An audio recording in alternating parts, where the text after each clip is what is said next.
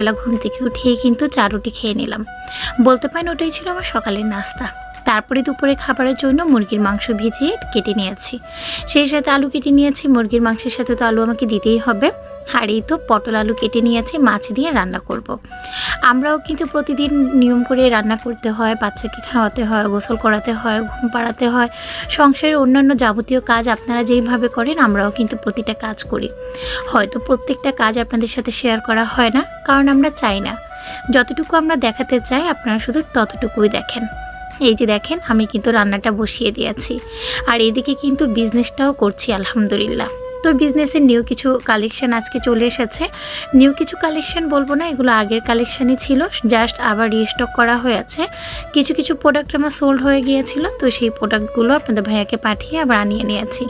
আর এই যে প্রত্যেকটা সুইস কটন কিন্তু আবারও রিস্টক করা হয়েছে।